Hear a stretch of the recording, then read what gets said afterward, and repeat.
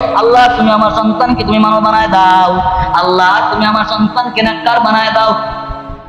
জানি না আপনার সন্তান নেককার হতে পারে না হতে পারে, কিন্তু আপনি যদি নিয়ত করেন, দোয়া করেন, আল্লাহ অমুক ঘরের ছেলে, আল্লাহ তুমি একটা সন্তান দান করেছো, আল্লাহ তুমি একটা কন্যা সন্তান দান করেছো, আল্লাহ তাকে দিয়ে তুমি আল্লাহ ইসলামের খেদমত নিয়ে আয়ো, আল্লাহ তাকে তুমি কবুল করে নিও, আল্লাহ তারা আমাদের সমাজের একটা সম্পদ, আল্লাহ তাদের দ্বারা যেন আমার সমাজ সুন্দর হয়ে যায়। এই দোয়া যদি করেন তাহলে একদিন দেখবেন আপনার সন্তানের দ্বারা একদিন সমাজ পরিবর্তন হয়ে যাবে। আচ্ছা আপনারা বলেন, এই মসজিদ আপনারা নির্মাণ করেছেন শুধু নামাজ পড়ার জন্য নাকি? কথা বলেন না কেন? যদি বলেন খালি নামাজ পড়ার জন্য বানাইছি, তাহলে নামাজই হবে, কোনোদিন সমাজ পরিবর্তন হবে না।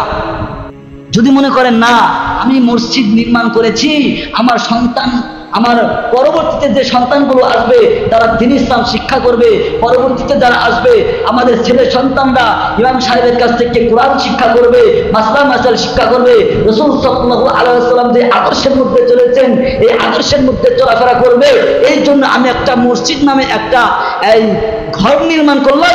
এই ঘরের মধ্যে নামাজ হবে, জিকির হবে, দোয়া হবে, কোরআন শরীফ শিক্ষা দেওয়া হবে, মাসলায় শিক্ষা দেওয়া হবে, মানুষ কিভাবে সুন্দরভাবে সমাজটা পরিচালনা করবে, কিভাবে সমাজ থেকে সুদ দূর হবে, কিভাবে গাঞ্জাখোর, ইয়াবাখোর এগুলো দূর হবে, এই ওয়াজ করা হবে। ধীরে ধীরে মানুষের মধ্যে আল্লাহ রাব্বুল আলামিন ভয় ঢুকাই দিবে, আল্লাহ রাব্বুল আলামিন অন্তরের মধ্যে রাসূল সাল্লাল্লাহু আলাইহি ওয়াসাল্লামের মুহাব্বত ঢুকাই দিবে। আস্তে আস্তে ধীরে ধীরে আপনি আল্লাহর প্রতি দূরবর্তী হয়ে যাবেন।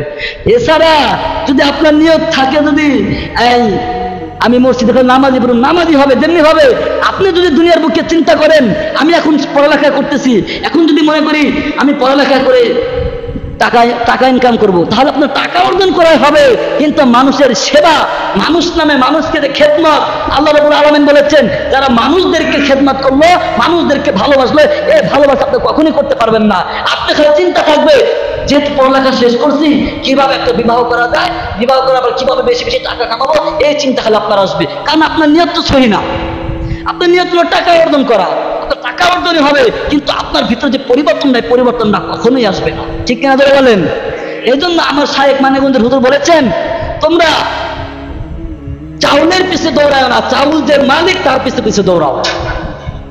যদি চাউলের মালিকের পিছে পিছে দৌড়াও, মালিককে যদি তুমি পেয়ে যাও তাহলে চাউল অটোমেটিক তোমার ঘরে এসে যাবে। এই জন্য ভাইরা আমাদের কি করতে হবে? আমাদের নিয়তটা সহি করতে হবে।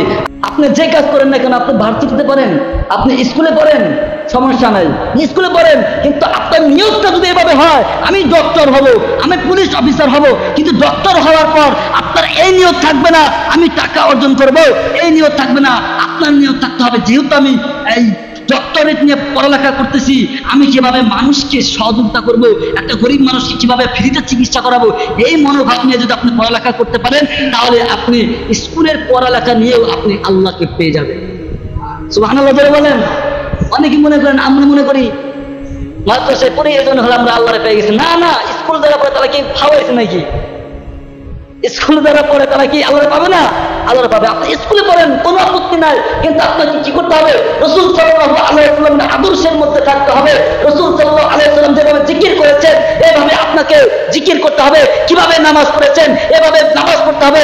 কিভাবে তিনি সমাজ পরিচালনা করেছেন, কিভাবে পরিবার পরিচালনা করেছেন, কিভাবে রাষ্ট্র পরিচালনা করেছেন, ঠিক সেইভাবে যদি আপনি শিক্ষা নিয়ে যদি আপনি গড়ে উঠতে পারেন, একদিন আপনার দ্বারাই একদিন সমাজ পরিবর্তন হবে ইনশাআল্লাহ।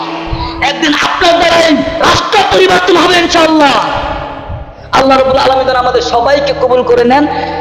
আমি ছোট মানুষ, আমার কথার মধ্যে অনেক ভুল আছে, যারা ছোট মানুষ ভুল হতে পারে, যদি আমার কথার মধ্যে ভুল হয় আপনার ভুলটা না নিয়ে যেটা সঠিক সেটা নেওয়ার চেষ্টা করবেন। এবং সবার কাছে আমি দোয়া চাই, যেহেতু ছাত্র মানুষ পড়ালেখা করতেছি, কথার মধ্যে অনেক ভুল হবে, ঠিক আছে? আপনারা দোয়া করবেন, খাস করে পারবেন না ইনশাআল্লাহ দোয়া করতে?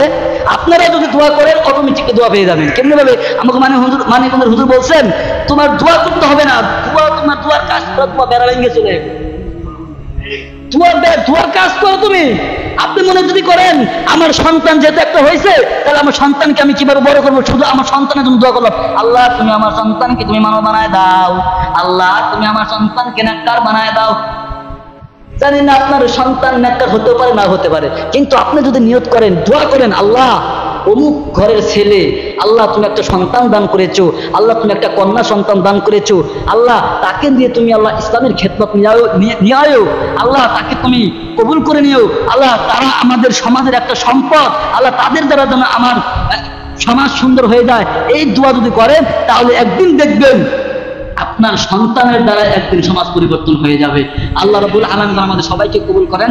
ওয়া আখিরু দাওয়ানা আনিল হামদুলিল্লাহি রাব্বিল আলামিন।